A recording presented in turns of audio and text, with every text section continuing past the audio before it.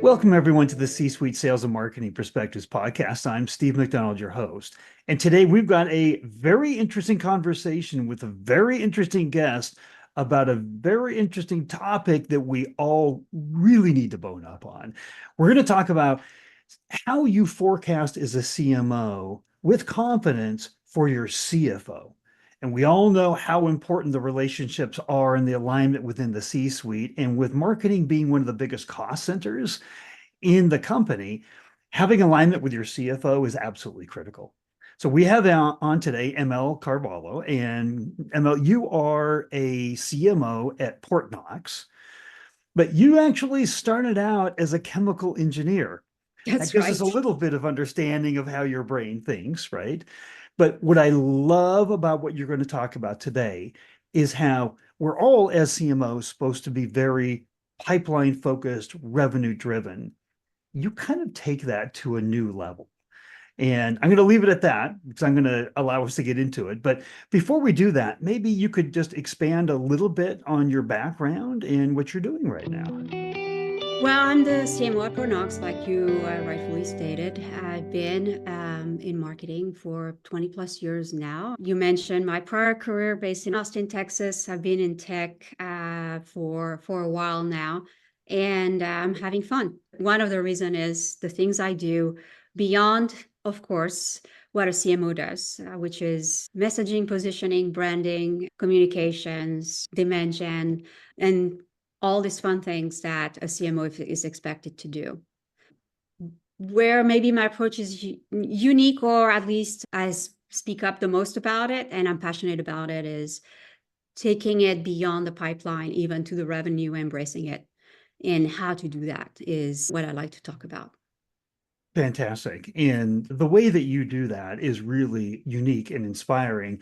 We're going to give a little bit of a disclaimer before. You don't have to have a high degree in statistics or calculus or anything. This is all basic math that we're talking about here, but it's just the way that you think about it. And the way that as a CMO, we want to have our proper seat at the table in terms of decision making. And I think one of the takeaways that I had from our previous conversations were that you really expand how your relevance to the rest of the company and aiding the decision making and ROI, whether it needs to go into more BDRs or more marketing, right? Wherever the ROI is going to be greatest for the company, that's where the resources need to be focused. And you really help aid and do that. So in your mind, how do you build trust and credibility with the CFO, the CRO, the CEO, right? The rest of the C-suite. How do you think about that?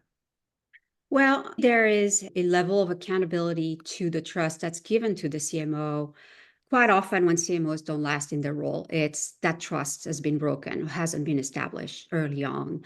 So, to me, especially with my background being more on the pipe build dimension, it's something I start right away. Of course, analyzing what's lagging in the product messaging or things like that is important to work on, or branding. But having that established pretty quickly, building the dimension engine, making sure the data gives you the right baseline, and then building up on that is critical from day one. So that's usually the thing that I start working on right away. The funnel has to be defined, and quickly the alignment with the CRO has to be established from that minute, because we need to talk about the same thing when we talk about pipeline opportunities or a closed deal, and what does it take and what are the steps that are needed for that. So I go very deep into the funnel to get alignment with the CRO. What that has helped me with, and I realized that early on, is the CFO likes it too and wants those numbers and what's visibility.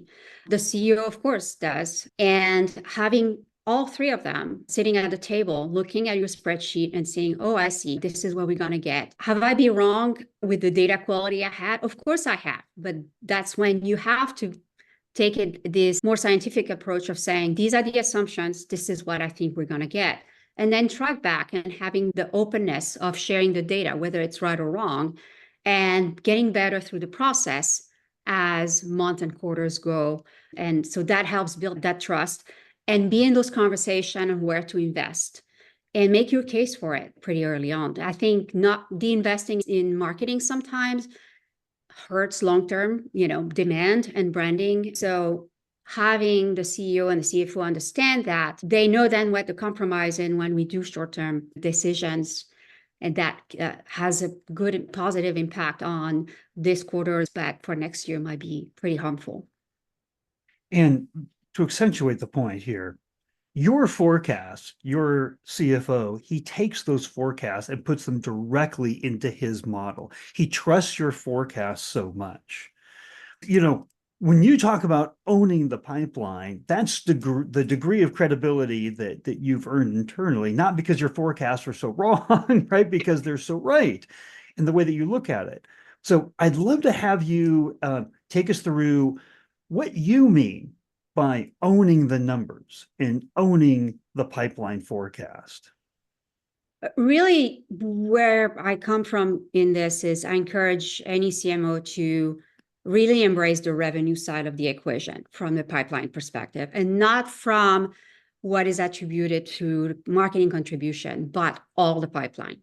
Understanding what the contribution from an outbound perspective, how it gets generated, same thing with channel, and what I have the most influence on, which is the directly generated pipeline coming from marketing. And really, that removes a discussion around attribution, how much did marketing contribute, and all that. We can do fancy and spend our time doing fancy attribution model and just waste a lot of time on that. They're all wrong, typically. You have to really understand, or have a CEO and a CFO who understand the attribution model. Do we want to take them there? Sometimes we can, but most of the time, what it takes is just telling them the pipeline story. This is what's going to be generated next quarter or this year. And this is how it contributes to revenue next quarter or the quarter after, based on how I forecasted on my model is. And the way I prove it is I go back. When we finish a quarter, I just go back to my model and say, how far off was I when I said we're going to hit X amount of million in revenue or in AR for last quarter? And if I'm off by 10, 20%, I look into what was different from my assumptions. And the CFO is in the same, at a startup growing really fast, they're in the same situation. They have to do a forecast with the same numbers we're looking at. He's got a different approach. He's going to look at top-down goal. What does it take to get to X amount of revenue? What are the expenses? Like, there's a lot of different methodology. But when it comes to the ARR expected for a certain quarter, he will look for reinforcement of what he thinks the goal should be, and take a forecast like mine and say, okay, I understand you say we're going to have X amount of pipeline. He can put it into, most of my CFOs have been men, but they will put them into their model and project their ARR based on that. And then I can compare with what I have in my model and say, well, there's risk. I'm not seeing that level of ARR for next year. Maybe we should take the goal down. So how you arrive at those decisions, I think, is part of what's so unique. You even mentioned something before there, which is you look backward and you learn from where your model, your predictions weren't on as much as you want to do. That's something that typically we don't want to look back, we want to look forward. But also, you'll look at the makeup of the team. You'll actually look at the sales team and you'll look at, is there somebody who's new that needs time to get up to speed before they're going to reach the capabilities of maybe some of the peers around them? And there's so much that you take into account that I thought was like, wow, that sounds like a more of a COO job. But in owning the model, you're like, no, this is part of what I need to be doing. That's right. What I've come to realize is I've managed SDR sometimes I haven't. But to me, they are the glue between sales and marketing, SDR team. So it started there, and realizing the changes, the impact that turnover on the team can have. And how do I predict that? So I can look at trends and say, okay, they convert from MQL to op, 20%, 25, 30%. and I have a nice trend, and then suddenly there's something happening on the team, I have to project that as potentially a decrease in conversion to op, and less ops means less pipeline. And so understanding how each individual turning over, hiring new people on the team, especially when you have only 4 or 5 SDRs and 2 of them are let go or are promoted to being sales reps now. The makeup of the team is totally new. The CFO does that in their capacity model, technically, but I like looking at it in terms of especially having impact of inbound on the business is huge where I am now. I want to understand if there's a turnover or massive change on the team, how much it will impact us. And I don't always get it right. So when I say model, I don't want to scare anyone. I'm not as sophisticated as what a CFO might be doing in their spreadsheet. I am looking at really, if there's a turnover on the team, how many points of conversion is that going to impact me? Having that knowledge in my head will help me. Is it a couple of points? Because they're going to take 30 days to ramp, and then they're not going to be great at it still for another 30 days. And then they're not going to do outbound. So it's going to have an impact on the outbound pipeline as well. They're not going to do outbound right away. Our SDRs are hybrid, so they do both. So understanding that and being able to project that, maybe I will have less opportunities. And it's not going to be because my programs are performing less well. It's going to be, the symptom will be there. So I don't push my team, my marketing team, to say, what's wrong with our campaigns? There may be something wrong, but maybe there isn't. So being able to look at all these places and say, well, we had turnover on the SDR team, and really having this conversation with the CRO saying, I expect maybe X% of less ops to come in because I know we have to ramp up the team. Same thing on his side from a revenue standpoint. He's also maybe hiring a bunch of new people or turning over the team and understanding that the impact of revenue. So some of it can be absorbed, right? So redistributing pipeline. And so it's okay, but maybe 10% less revenue might be expected because of that. And so understanding that approximate number helped with the conversation. It's like, well, I expect that maybe all these deals might be delays. So for this quarter, it's going to be tough. Having this conversation on month 1 of the quarter versus waiting month 3, trying to understand what happened and turning around and say, oh, yes. So that helps me gauge, when do I spend in the quarter? Should I delay some of the demand so that I wait for the reps? Or should I just invest now, building out their pipeline real quick? And then by the time they're ready, they will be ramped up and so on. So these are the decisions around timing of spend that I can make. Having just these kinds of conversations internally, tell us a little bit about what that does for your trust factor, your credibility internally. And then when it is something where you're asking for not maybe more resources to be dedicated to the BDRs, but maybe you are asking for more resources in marketing, how much does that credibility mean when you're sitting in front of your CRO or your CEO or your CFO and you're making these recommendations? I think it's huge, having the confidence to just call it out and just shake hands on it or hold hands in terms of, okay, we're going to decrease budget to put the money somewhere else. Then there's an expectation that this somewhere else needs to make up for the gap or more, because we made a bet now that this is the right action. We're going to take a hit short term to put us in a better position long term. And I'm okay with that. What sometimes where CMO fail is not having the right level of conversation, feeling like we're the victim of just being asked for more with less money. But that's because that conversation about what the goal should be, if I'm not getting the budget, then I cannot be held accountable for it. So who is going to take the torch, right? Or going to carry it? And sometimes there is the trust factor between the CMO and the CRO that this is happening. We cut budget in marketing, reallocating resources, but no one is saying clearly, then we're going to build X amount of extra pipeline from outbound by rebuilding this team. It's going to hurt us in the short term because we have to ramp and hire. But next year or in a couple of quarters, this is what will be expected. I rather know right away that this is how it should be modeled and this is what should be expected. The CFO usually is often aligned with that, but it's not always the case with the CEO.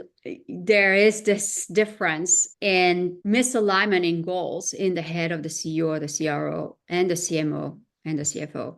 So I think what I try to get is having the conversation so that, okay, now marketing will help and support whatever they can, but you all understand that now outbound needs to carry the torch in getting at least the same or more pipeline because we took some of the money from the inbound pipeline. And there may be some impact long term on branding, all kinds of things. So having those conversations, I think it's huge to build trust and having the confidence to talk about it.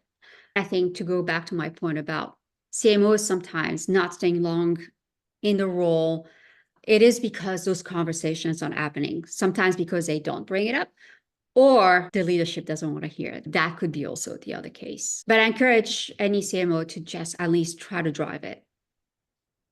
So it's about getting real, right? If we're not Yep. having the real conversation and we're afraid of getting into the real conversation, and all we're saying is if money's coming out of my budget, I'm not going to be accountable, right? As C-level executives inside the organization, all of our responsibilities are to say, what are we going to do?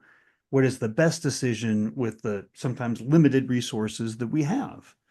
And how are we going to support that effort?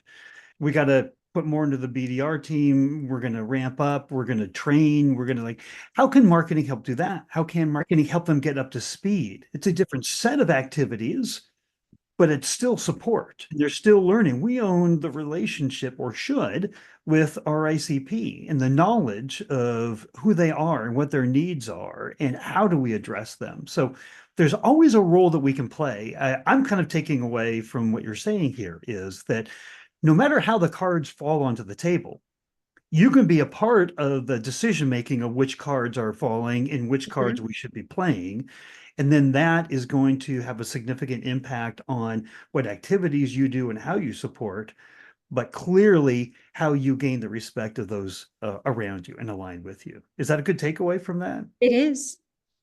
So, what is it that if you were thinking about this and there's CMOs out there right now that are thinking, okay, I've got to get more involved. I got to go deeper into the pipeline and understanding that.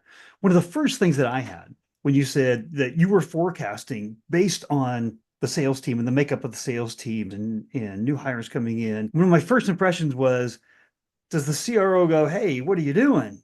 This is my team. I should be doing this. How Correct. does that impact that relationship? And how do you do that without ruffling feathers, but helping and contributing? That's a great question. Well, first of all, most of the time the CRO doesn't. And if they do, that's because maybe they own the RevOps team and they understand their role.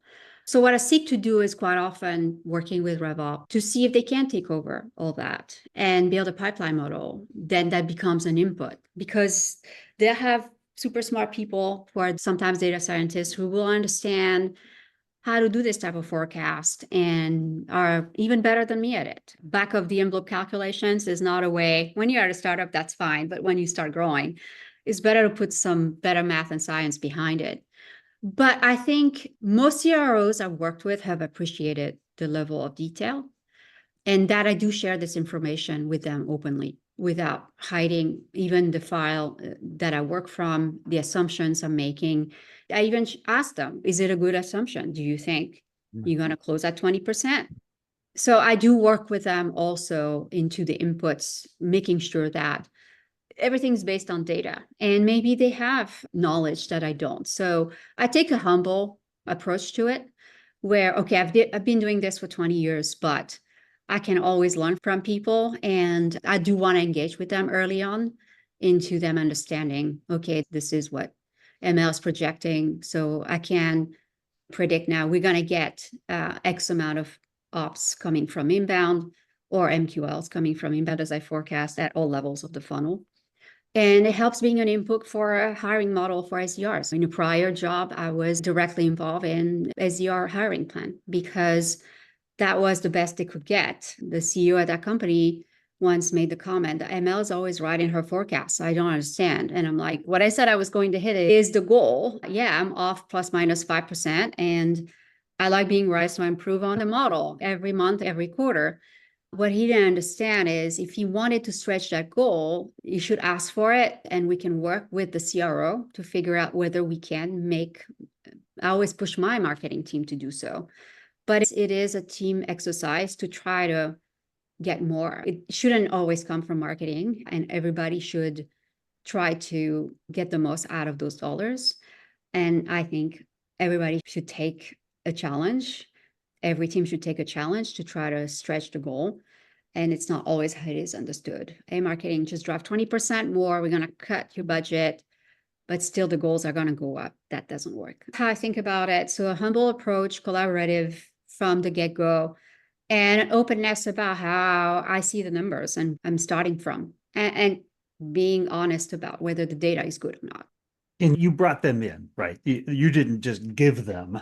They were a part of that. They had the chance to put their thumbprints on it, right? Especially around assumptions. The rest, I just do it and present it to them at either executive leadership meeting or a special meeting that I set up with the executive team and walk them through it. And I want the COO in the room, anyone in leadership should understand it. And so I do invite everyone. Not everybody cares much as probably a CRO, CFO, or CEO. If there's a CEO, might not care as much, but I do want them to understand this is how it works. This is what those dollars are getting us.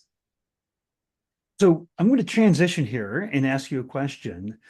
Out of all you've done, the way that you approach it and kind of your unique point of view, what are you the most proud of that you've been able to accomplish? Wow. I think sometimes pushing the limit of the role of the CMO, this is one of the examples where there's pushing the limits for myself, but also for all CMOs that I try to speak with and for people who work for me, and not just don't think your job in Dimension as just being this. This is how you can make an impact to the business. I think these are the things that I always talk about, being curious, about just thinking ahead and not just what happens today or tomorrow. The time span that somebody in their career can think is different. A marketing manager versus a VP or a CMO, I'm already thinking 2 years ahead of what Portnox can be. And I've done that as at all my roles. Just the time span expand as you go up, right? That has helped me stretch my limits down to the team or the people cross-functionally that I would mentor or advise, but also up to the leadership or the board and try to explain in simple words how marketing works and all that. So I think this is sort of what I'm proud of and think about a lot. Well, because we've talked about a lot. If there was one thing that you wanted folks to take away from this podcast, like the most important thing to take away, what would that be? Get to the revenue, really. Just embrace it and go there. You will be wrong many times. The numbers are not good. There isn't a good baseline, but the more you do it, the better at it you are. And so the earlier in your career you start, the better. So, and the earlier you do it within the business that you're in right now, because you learn significantly. So, in other words, you're going to be outside of your comfort zone because most CMOs are going to be doing this, but there's no better way than just to start and learn. Correct. I love it. So I know there's going to be CMOs that have additional questions beyond this. And would it be appropriate if we gave maybe your link to your LinkedIn profile that people could reach out and get a hold of you? Sure. Absolutely. Okay. Well, ML, thank you so much for coming on and giving us this, expanding our perception of what being revenue focused really means, pipeline driven really means, and how you do that. I really appreciate it. Thank you. Thanks for your time.